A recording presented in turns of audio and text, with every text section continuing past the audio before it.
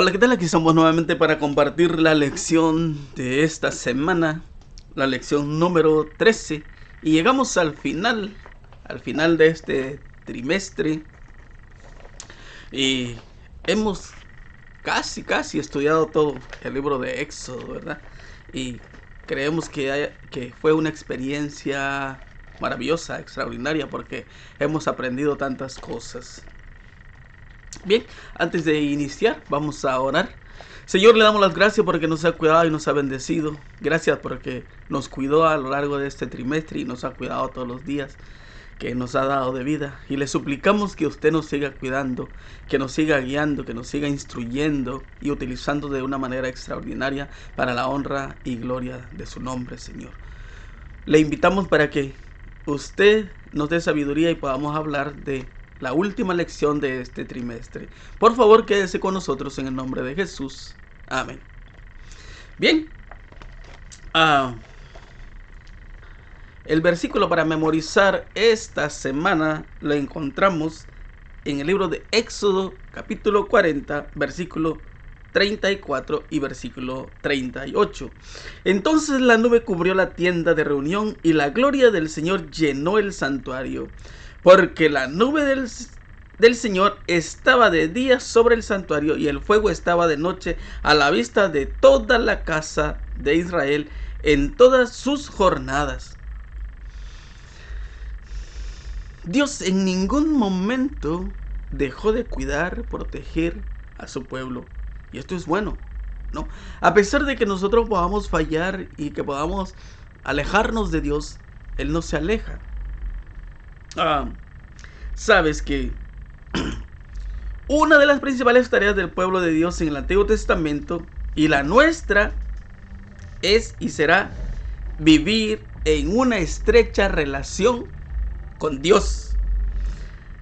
También podemos mirar que allá en el Edén Dios hablaba cara a cara con Adán y Eva, porque era su mayor deseo estar cerca, protegerlos. Desafortunadamente, a la entrada del pecado en el capítulo 3, en el versículo 9, podemos darnos cuenta que ahora Él empieza a llamarlos, a buscarlos, porque se han separado, se ha roto esa barrera. Por eso Isaías 59:1 dice: son nuestras iniquidades, Dios no se ha alejado, son nuestros pecados los que han causado división entre Dios y el hombre. Ahora, también podemos mirar que en consecuencia, nuestra misión principal es presentar correctamente el carácter de Dios. Sí. Y es por eso que en esta última lección vamos a hablar un poquito sobre eso, ¿no? De que cómo las personas piensan que allá en el Antiguo Testamento Dios es malo. En el Nuevo Testamento Dios es bueno. Dios no puede ser malo y ser bueno a la misma vez. Dios es bueno.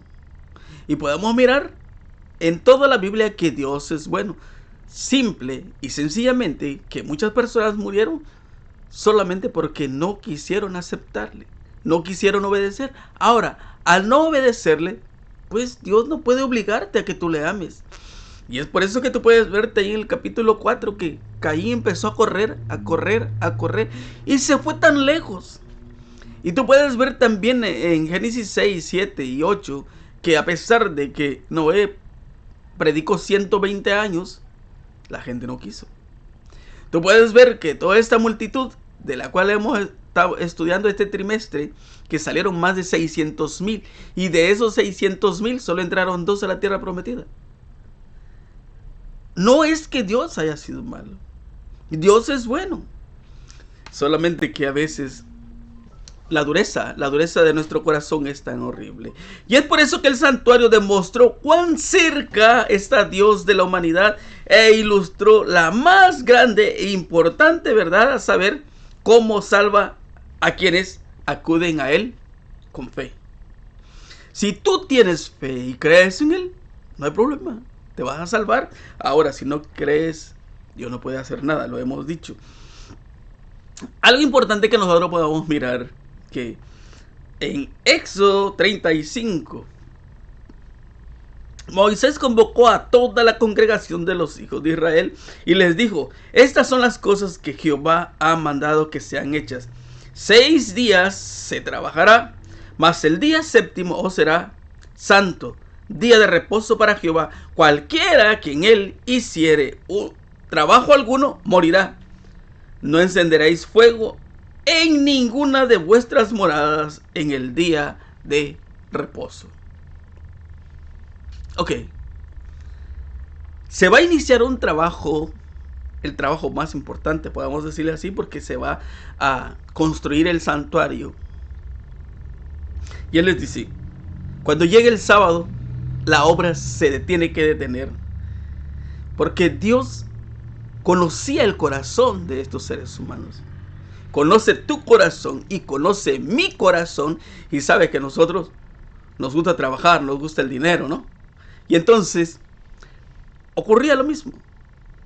Cuando empezó el trabajo, los seres humanos, muchos de los que estaban trabajando ahí en el santuario, querían trabajar en el sábado. A pesar de que era la obra de Dios, se tenía que descansar, porque la obra era importante, pero Dios es más importante. Obedecer a Dios es más importante. Es por eso que cuando tú lees tu Biblia, encuentras algo extraordinario ahí en Génesis 2.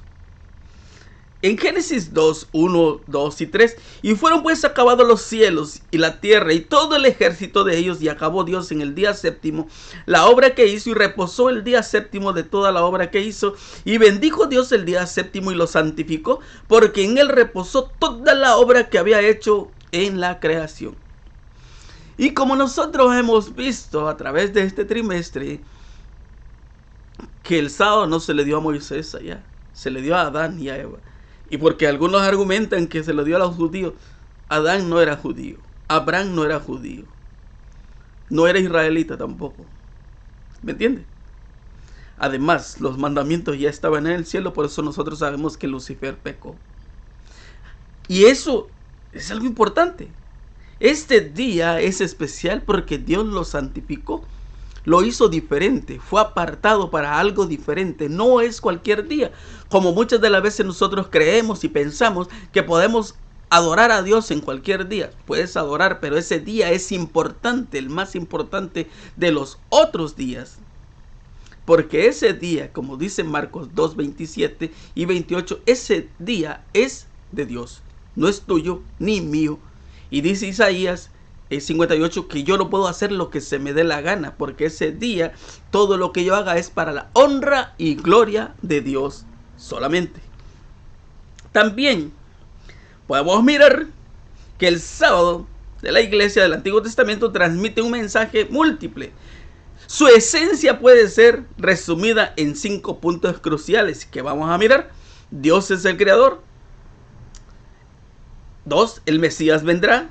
3. Dios establecerá su reino, cuyo anticipo es el sábado, y la salvación viene del Señor, y el pueblo de Dios da testimonio de lo que Dios es su Salvador y Redentor. Y 5. Dios es el juez último de todas las personas. Quienes lo desafían persistentemente y lo rechazan, no vivirán para siempre. Y como nosotros decimos, ni para contarlo, ¿verdad? La importancia del sábado como institución conmemorativa de la creación consiste en que recuerda siempre la verdadera razón por la cual debe adorar a Dios. Porque entonces, cuando tú guardas el sábado, lo guardas porque tú dices: yo tengo un creador. Yo no soy obra de la casualidad. Tú ves que en la escuela te dicen que tú fuiste obra de la evolución o de la explosión.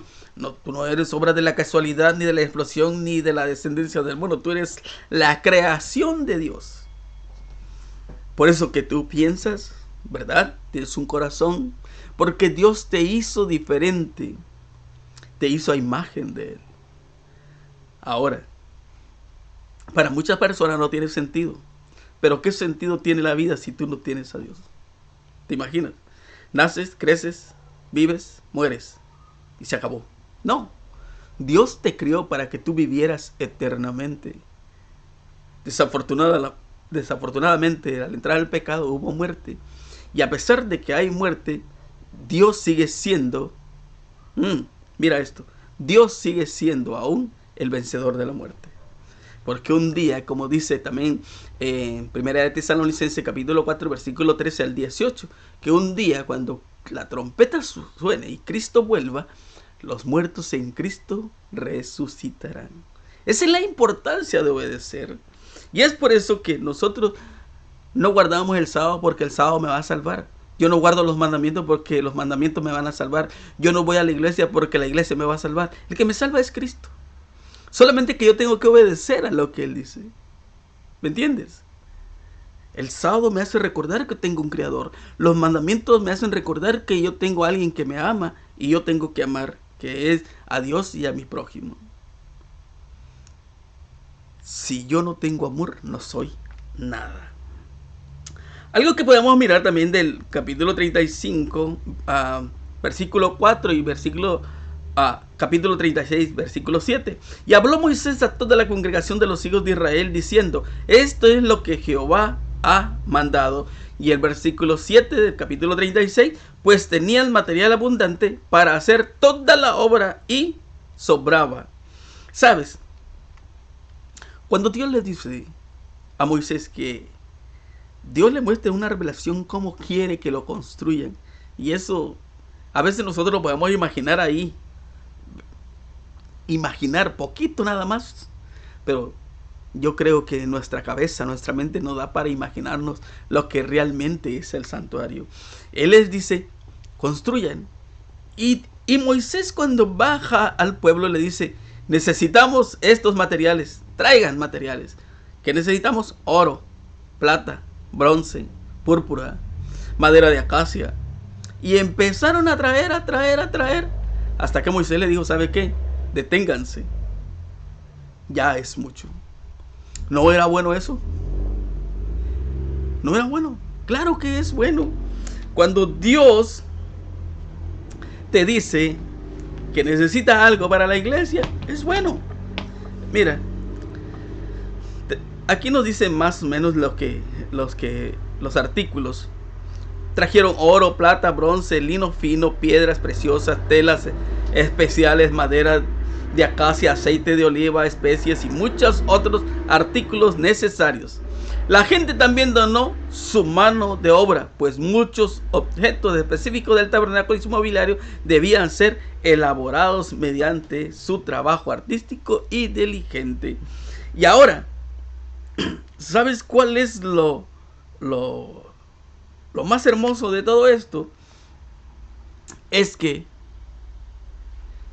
Dios llena de su Espíritu Santo, llena de sabiduría a todas las personas que estaban disponibles para trabajar en la obra de Él. ¿Me entiendes eso? De que Dios te puede utilizar a ti para su obra, me puede utilizar a mí para su obra, y Él me va a llenar de su Espíritu Santo, me va a dar sabiduría para que yo pueda hacer el trabajo que Él desea que yo haga. Y acá hubieron mujeres que estuvieron dispuestas a trabajar en tejer, en coser, y a todos los hombres y mujeres los llenó del Espíritu Santo, porque eso era un trabajo especial, consagrado a Dios. ¿Te imaginas qué maravilloso es eso? Escuchar eso, saber eso. Oh, es extraordinario. Cuando nosotros trabajamos para honra y gloria de Dios, Dios te da esa sabiduría para que tú la puedas usar. Mas sin embargo, sabes que también es triste que hay personas hoy en día que Dios les ha dado un talento, pero lo ocupan para el mundo. Hay muchas personas que son buenas para cantar, pero para el mundo. Hay muchas personas que son buenas para hablar, pero para el mundo. Hay muchas personas que pueden dirigir, pero para el mundo. Qué triste, ¿no? Cuando tú lo puedes emplear, ese don que Dios te ha dado, para su obra. El don del Espíritu Santo los dotó de diferentes habilidades y destrezas que las personas debían emplear en la construcción del tabernáculo. También, ser llenos del Espíritu no es un proceso mágico y no significa que haya fuerzas espirituales especiales dentro de los seres humanos. Dios capacita a sus seguidores. Hoy tú puedes escuchar, porque yo lo he escuchado también. Yo voy aquí a la iglesia porque ahí se siente el Espíritu Santo. Ahí es derramado el Espíritu Santo. El Espíritu Santo no es juego.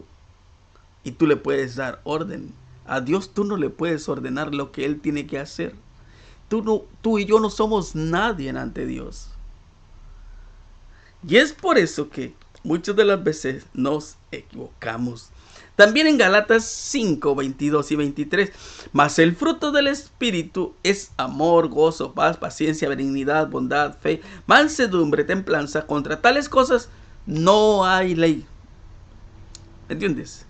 No hay poder humano que lo pueda detener. Porque cuando ellos estaban construyendo esto, el enemigo no podía decir, ¿sabes qué? Hoy no vayas a trabajar. ¿Sabes qué? No lo hagas porque no tienes un salario. Así como hoy en día, la gente no quiere predicar si no hay dinero. No quiere hacer la obra si no hay dinero. Y eso es complicado hoy en día, ¿no? Todo es por medio de dinero. Aquí no. Aquí podemos mirar lo que ellos trabajaron gratis. Porque no trabajaron para un patrón que no tenía dinero. Él tenía dinero. Es el dueño del mundo, de la plata, del oro y de todo el universo. Y ese Dios te iba a dar la recompensa. ¿Cuál es la recompensa? A veces nosotros pensamos en cosas materiales, pero Él estaba diciendo, te voy a dar la salvación. Eso es poco. La salvación. Ni con todo el dinero del mundo tú y yo podríamos comprar la salvación. En Éxodo 36, versículo 8, todos los sabios, escucha bien, todos los sabios de corazón entre los que hacían la obra hicieron el tabernáculo de 10 cortinas de lino torcido, azul, púrpura y carmesí. Lo hicieron con querubines de obra primorosa. Y el versículo 31 del capítulo 39, y pusieron en ella un cordón de azul para colocarla sobre la mitra por arriba, como Jehová lo había mandado a Moisés. Ahora, cuando Moisés construyó el tabernáculo cuidadosamente y diligentemente, según las instrucciones que había recibido en el monte Sinaí, el texto bíblico enumera lo siguiente. Punto número 1. Construir el tabernáculo con sus diferentes telas, cortinas y partes. Lo encontramos en Éxodo 36, del versículo 8 al 38. También iba a construir el arca del pacto, Éxodo 37, del 1 al 9. También la mesa para los panes de la proposición, en Éxodo 37, 10 al 16. También iba a construir el candelabro, en Éxodo 37, 17 al 24. 5. El altar del incienso, Éxodo 37, 25 al 29. 6. El altar del holocausto, Éxodo 38, del 1 al 7. 7. La fuente para el lavamiento, Éxodo 38, 8. También el número 8, el atrio, Éxodo 38, del 9 al 20. El material 9. El material utilizado para el tabernáculo, Éxodo 38, 21 al 31. Éxodo 39 describe el efod, el pectoral y otros elementos de la vestimenta sacerdotal. Los servicios del tabernáculo eran lecciones visuales acerca del evangelio, pues ilustraban todo el plan de la redención. Las diversas ceremonias representan, punto número 1, cuánto aborrece Dios el pecado y cuánto trata con él. 2, cómo salva a las personas arrepentidas. Y 3, cuál es el destino de los malvados. Y 4, también cómo asegura a Dios su futuro glorioso, libre del mal. Y nosotros podemos mirar que hay dos eventos muy importantes. El servicio anual realizado durante el día de la expiación demostraba cómo erradicaba Dios el pecado y cómo resuelve el problema que éste representa y cómo asegura su futuro sin la existencia del mal. Entonces, y el ministerio que también se hacía todos los días. Y nosotros podemos mirar que ese evento que se hacía una vez al año, el día de la expiación, eso es algo que era como la fiesta más grande, porque venía la gente, aunque estuviera en otro país tan lejos, tenía que venir. Y ese día, si nosotros miramos ahí en Levítico, y de Levítico 16, y de la congregación de los hijos de Israel tomarán 2 machos cabríos para expiación y un carnero para holocausto, y hará traer a Aarón el becerro de la expiación que es el suyo, y hará la reconciliación por sí y por su casa. Después tomará los 2 machos cabríos y los presentará delante de Jehová a la puerta del tabernáculo de reunión, y echará suerte a Aarón sobre los 2 machos cabríos, una suerte para Jehová y otra suerte para Azazel. Y hará traer a Aarón al macho cabrío sobre el cual cayere la suerte por Jehová, y lo ofrecerá en expiación. Mas el macho cabrío sobre el cual cayere la suerte por Azazel, lo presentará vivo delante de Jehová para hacer la reconciliación sobre él, para enviarlo a Azazel al desierto. ¿Qué representaba esto?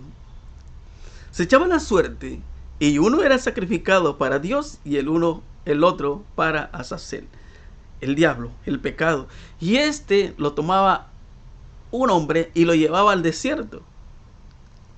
Le ponían la sangre de todos los que ofrecían holocausto, ¿no? Y la sangre del pecado, que representaba el pecado, la muerte de todos los seres humanos, ¿no? De todo el pecado del mundo, vamos a decirlo así. Y lo mandaban al desierto allá que muriera. Y eso, cuando tú vas a Apocalipsis, dice que va a estar atado por 1000 años Satanás, encadenado. Ese es desierto. No es que va a estar encadenado, sino es porque no puede hacer nada. Ese animal no podía hacer nada en el desierto, tenía que morir. Le estaba mostrando a los seres humanos, a ti y a mí también, que un día el pecado que hoy existe, toda la maldad que existe en este mundo, un día llegará a su final. Pero cuán tan complicado se nos hace a nosotros muchas de las veces, ¿no? Saber que tenía que morir ese animal para yo pagar mi culpa. Y ahora Dios lo hace de una manera extraordinaria, porque hoy en día ya no muere ningún animal, porque Cristo ya murió. Ese cordero era el que representa a Cristo. Y es por eso cuando Cristo muere allá en la cruz, cuando muere, el cordero sale huyendo. Ya no hay más sacrificio. Ya no hay necesidad. ¿Te imaginas cuántos pecados cometes tú al día? ¿Cuántos pecados cometo yo al día? Y yo tendría que sacrificar un cordero en la mañana y uno en la tarde. Uno en la mañana y uno en la tarde. ¿De dónde? Sería imposible para mí. Porque el pecado es demasiado. Y es por eso cuando Cristo muere, es azotado. Le ponen una corona de espina que no tiene por qué tenerla. Carga una cruz que no tiene por qué llevarla porque es más pesada. Todo eso es la culpa. Es por eso cuando está en el Getsemaní está sudando gotas de sudor, pero esas no es agua, es sangre. Porque es tanto el pecado. Es por eso que él dice: Señor, si tú quieres que esta copa pase, que pase, pero yo no la quiero tomar. Pero si es necesario lo voy a hacer. ¿Por qué? Porque te ama. Porque me ama. Y eso le estaba mostrando al pueblo de Israel qué tan grande es el amor de Dios. Ahora te imaginas cómo Dios deseaba estar con su pueblo, y es por eso que construyó ese tabernáculo. En Éxodo 40, no lo vamos a leer todo, pero algunos versículos. Luego Jehová habló a Moisés diciendo: en el primer día del mes, primero harás levantar el tabernáculo de reunión, y pondrás en él el arca del testimonio, y la cubrirás con el velo. Meterás la mesa y la pondrás en orden. Meterás también el candelero y encenderás sus lámparas, y pondrás el altar de oro para el incienso delante del arca del testimonio. ¿Cómo Dios tiene cuidado de cada uno de estos objetos? De todo esto tiene un significado. Los sacerdotes no podían entrar a ofrecer sacrificio si antes no pasaban a lavarse. Se tenían que lavar. Se tenían que poner los calzoncillos de lino. No podían entrar ahí inmundo porque iban a morir. ¿Te imaginas? ¿Cómo Esas lámparas que representan la luz, ese aceite que representa el Espíritu Santo, estaban ahí. Como el pan de la proposición, como que Dios te da el pan. Él es el pan de vida. Todo lo que había ahí lo llevaba a Cristo. Era representación. A veces nosotros podemos imaginar lo que Él está haciendo. Dice Pablo ahí en el capítulo 8 de Hebreos, que es solamente sombra. Ahora, con la sombra, probablemente que si hay sol, yo puedo mirar mi sombra. Y tal vez que tú puedas distinguir que si esa sombra es hombre o es mujer, ¿no? Dependiendo, ¿no? Cómo te pongas al lado del sol, porque también eso tiene que ver. Ahora, pero esa sombra no te muestra o no determina cómo es tu carácter, qué piensas, ¿verdad que no? ¿Cómo es tu rostro? No te dice la sombra. Es lo mismo. Aunque lo hizo a todo lo que Dios le había dado, era solamente sombra. Los corderos eran sombra. Pero te puedes imaginar tú lo que hay allá en el cielo. Para construir todo esto, 1 tonelada de oro, 3 toneladas, 3/4 de plata, 2,5 toneladas de bronce. ¿Cuánto material? Pero ahora, imagínate por un momento tú.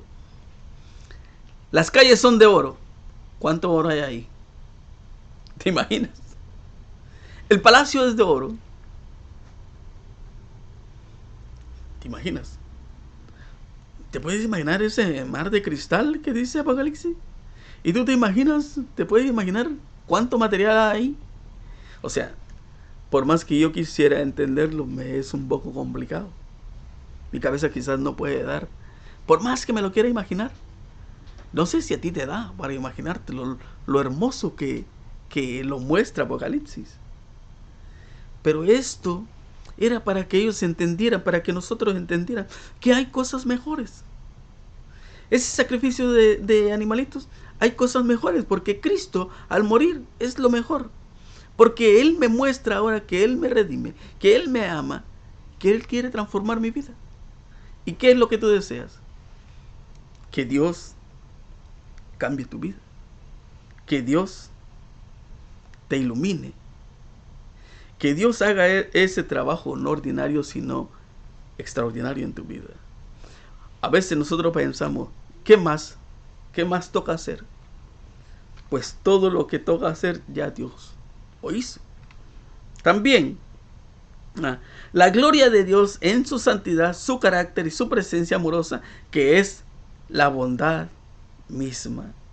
Moisés erigió el tabernáculo en primer día del primer mes del segundo año, 2 años como peregrinos, y ahora pueden hacer algo maravilloso, dice Éxodo 40, versículos 2 y el 17. También consagró todo, incluso a Aarón y a sus hijos, para el sacerdocio.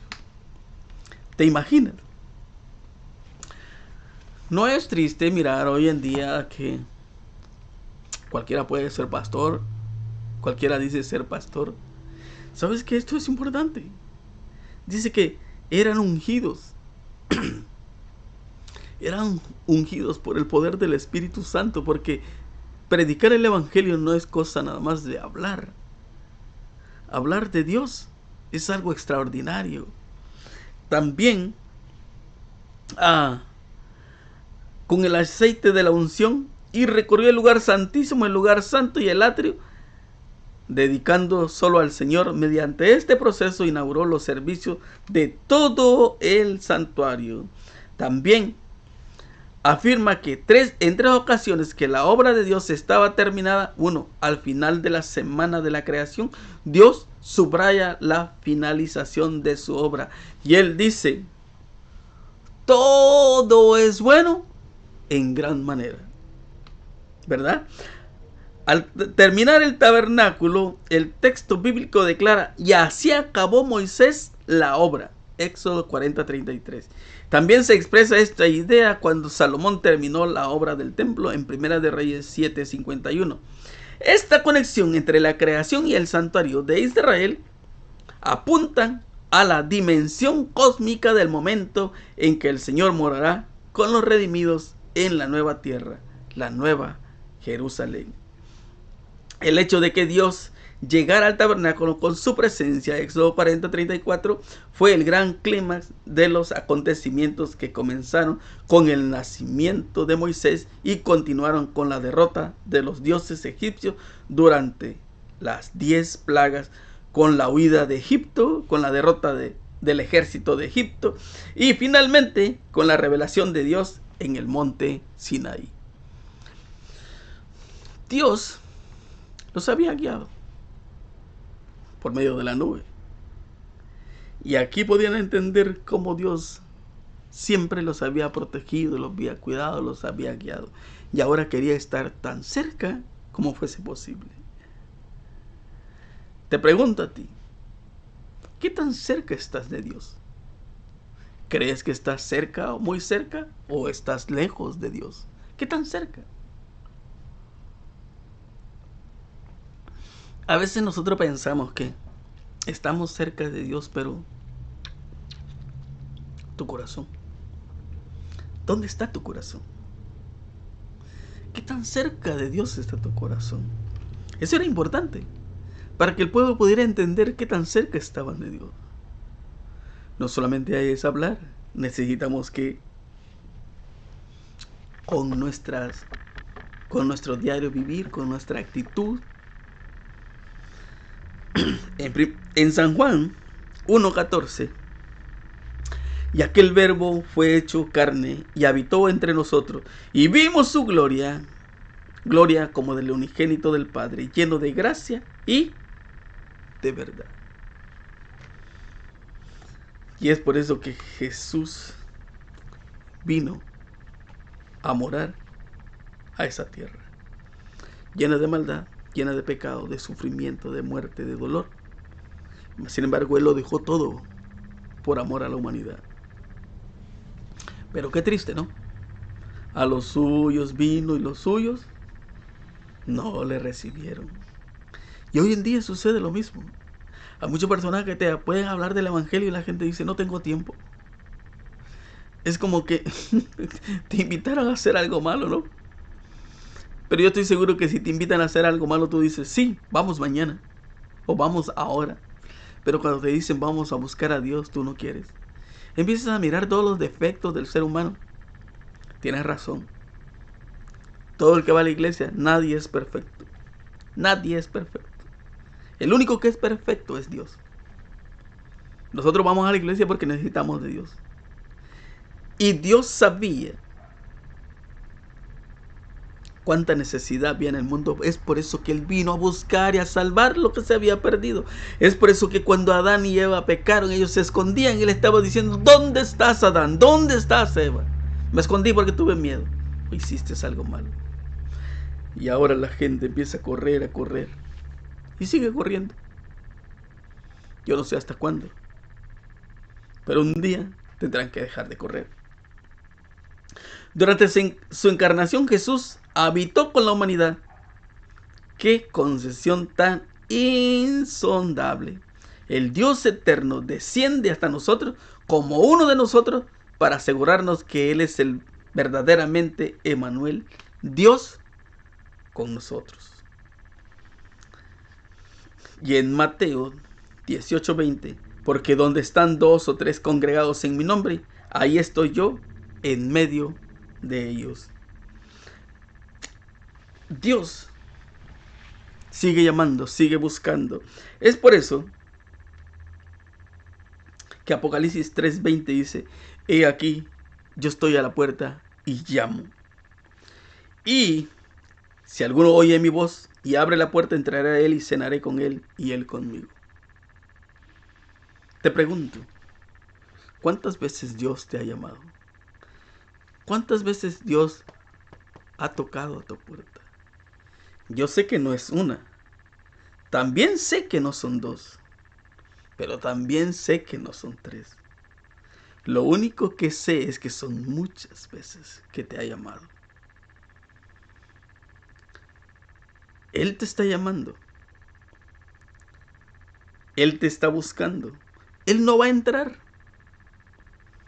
Él no va a entrar, aunque puede, porque Él es el dueño del mundo. Él puede entrar, pero es que Él te creó con esa libertad de elección y Él quiere que tú lo hagas por amor, no a la fuerza. Pero Él puede estar tocando y tocando. Hoy sigue tocando. Solo que cuando Él vea que tu corazón se ha endurecido como el de Faraón, Él ya no va a poder hacer nada y ya no va a tocar a la puerta. Ahora, si te pierdes, no es porque Él quiere que tú te pierdas, sino porque tú tomaste tu decisión. Si yo me pierdo es porque yo tomé la decisión de no aceptar a Cristo. Él ahí está y sigue tocando. Ya eso se llama gracia. 120 años, 2000 años, 400 años. ¿Cuántos años más de gracia nos quedan? Por lo que estamos viviendo ahora, quizás muy poco. Apocalipsis 21 del 1 al 3. Vi un cielo nuevo, una tierra nueva, porque el primer cielo y la primera tierra pasaron, y el mar ya no existe más. Y yo, Juan, vi la santa ciudad, la nueva Jerusalén, descender del cielo de Dios, dispuesta como una esposa ataviada para su marido. Y oí una gran voz del cielo que decía: He aquí el tabernáculo de Dios con los hombres, y Él morará con ellos, y ellos serán su pueblo, y Dios mismo estará con ellos como su Dios. Un día, la historia llegará a su final. Un día vamos a decir: este es nuestro Dios. Le hemos esperado. Sí. Un día el dolor llegará a su final. Hoy nosotros podemos mirar cuánta enfermedad hay, cuánto sufrimiento hay, cuánta muerte hay. Pero un día llegará a su final. Así como hoy hemos llegado al final de nuestra elección, así un día este mundo llegará a su final.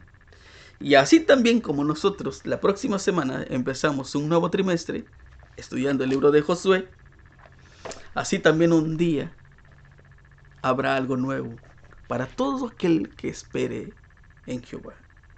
¿Cuál es tu decisión? Yo no lo sé. Solo recuerda algo: Él está ahí a la puerta. Necesitas abrir la puerta para que Él pueda entrar. Les hizo un tabernáculo para morar con ellos. Ahora Él quiere entrar a tu vida, quiere entrar a tu hogar. Él puede transformar tu vida, puede transformar tu hogar si tú lo deseas. De todo corazón yo deseo que tomes la mejor decisión. Ese es mi deseo. Oramos. Señor, gracias porque nos cuidó durante este trimestre. Gracias por esta lección. Gracias porque aún hay esperanza para cada uno de nosotros. Aún la puerta de la gracia está abierta. Por favor, Señor, ayúdanos a tomar la mejor decisión. Le suplicamos que al iniciar también el siguiente trimestre, la siguiente lección, nos siga ayudando, Señor, y nos dé sabiduría para poder hacer las cosas de la manera que usted desea. Gracias por escucharnos. En el nombre de Jesús. Amén. Mi hermano, mi amigo, que Dios te bendiga y que tengas un excelente día. Nos vemos la próxima semana, si así Dios nos los permite. Bendiciones.